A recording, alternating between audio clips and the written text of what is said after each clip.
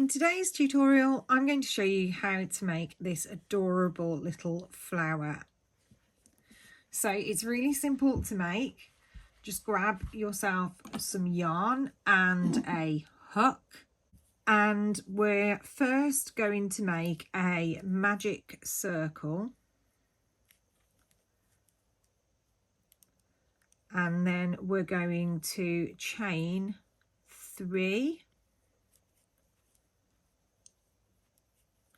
Once we've chained 3, we're going to yarn over and pop in 1 double crochet, followed by a 2nd double crochet, and all the time we're crocheting over the tail of our magic ring. Oops, my yarn has decided it wants to separate. I think we frogged it one too many times. Once we've done that, we're then going to chain 2, and then we're going to slip into our ring. So to do that, we're just going to take our hook, put it inside, and then we're going to pull through the loop like that. So then we've got a closed semicircle or half circle. Then we're going to chain 3, put in a further 2 double crochets,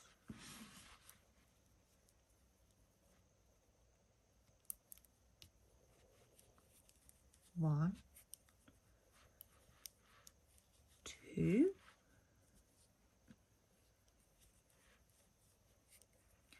then we're going to chain 2,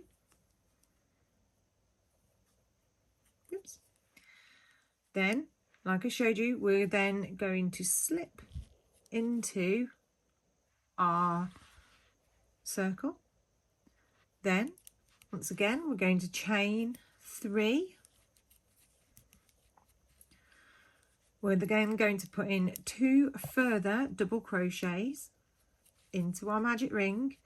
Once again, we're still chaining over the top of our tail. We're then going to chain 2. We're then going to slip inside like so, and then chain 3. Get out of the way, tail. Chain 3, 1, 2, 3. Put in 2 further double crochets. There's 1. There's 2. Chain 2. Then we're going to slip. We've now got our 4 petals, and we're going to do our final petal. So we're going to chain 3, 1, 2, 3. We're then going to put in 2 further double crochets, and once we've done that, we are then going to chain 2. Once we've done that, we are then going to slip into our flower, and then we can cast off by pulling some chain up or some yarn up, snip off and pull it completely through. We're then going to pull that as tight as we can. Then we're going to find our tail. Don't worry if it looks like this, it's not a problem. We're going to pull that very gently but very tightly, and try and, if you can, keep your thumb in the center as you pull. Pull it really tight. So you can leave it with a gap if you like, or you can pull it really, really tight and close that gap right up.